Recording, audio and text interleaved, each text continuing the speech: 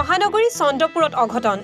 বিদ্যুৎস্পৃষ্ট হৈ মৃত্যু 15 বছৰীয়া এজন কিশোৰৰ মৃত্যু হোৱা কিশোৰগৰাকীৰ নাম সাধু কৰ্মকাৰ কিশোৰগৰাকীৰ ঘৰ চন্দ্ৰপুৰ ৰাজগড়ত গছ কাটিবলৈ গৈ বিদ্যুৎস্পৃষ্ট হৈ মৃত্যু খাবতি ল'বলগীয়া হয় কিশোৰগৰাকীয়ে বিদ্যুৎস্পৃষ্ট হোৱাৰ লগে লগে কিশোৰগৰাকীক স্থানীয় লোকে ততাতয়াকৈ জিএমচিএচলৈ লৈ যায় যদিও হাস্পতালত মৃত্যু খাবতি ল'বলগীয়া হয় কিশোৰগৰাকীয়ে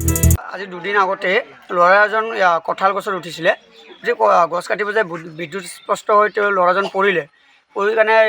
ইতিমধ্যে ৰাইজে ধৰা বান্ধা কৰি মেডিকেল লৈ গৈছিলে মেডিকেল লৈ যায় দুদিন থাকিল তাৰপিছত আজি ৰাতিপুৱা হঠাতে আমি খবৰ পালোঁ ল'ৰাজন ঢুকাই থাকিলে আৰু এটা চিন্তনীয় কথা গাঁওখনত বিভিন্ন গাঁও আজি ৰাজগড় গাঁওখনৰ লগতে বিভিন্ন গাঁৱতেই এই বিদ্যুৎস্পৃষ্টৰ ফলত ভয়ানক ঘটনা হ'ব ধৰিছে বিভিন্ন জেগাত এই গছবোৰ যেনেকুৱা আছে গছডাল নাকাটাকৈ তেওঁলোকে খালি ঠাৰিবোৰ কাটি যায় গছবোৰ এনেকৈ লটকি থাকে আজিও ভয়ানক আপোনালোকে দেখিবই গাঁওখনত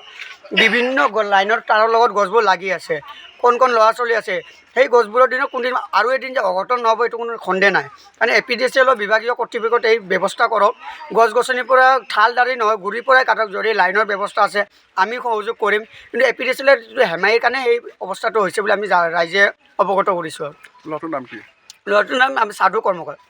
এই ৰাজগড় চন্দ্ৰপুৰ ব্যুৰ' ৰিপৰ্ট এনিভাৰো 24 জুবিন গাৰ্গৰ গীতসমূহৰ ওপৰত আধাৰিত গানে কি আনে নামৰ এটা সুন্দৰ অনুষ্ঠান আপোনালোকৰ ওচৰলৈ আহি আছে অতি শীঘ্ৰে অহা 15 আগষ্টৰ পৰা ধেমাজিৰ পৰা প্ৰথম অডিশ্যন আৰম্ভ হ'ব আৰু সেই অডিশ্যনৰ যোগেদি বিভিন্ন কণ্ঠশিল্পীসকলে যিসকলে এই অনুষ্ঠানত যোগদান কৰিব বিচাৰে তেওঁলোকে এই অডিশ্যনৰ যোগেদি আগবাঢ়ি আহক আৰু জুবিন গাৰ্গৰ বহুত ভাল লগা গান আমি সদায় শুনি আহোঁ আৰু আপোনালোকৰ যদি ভাল লগা গান থাকে জুবিন গাৰ্গৰ আপোনালোকে গাই ভাল পায় তেন্তে অডিশ্যনত যোগদান কৰক মোৰ ফালৰ পৰা আন্তৰিক শুভকামনা থাকিল এই সম্পূৰ্ণ অনুষ্ঠানটোলৈ ধন্যবাদ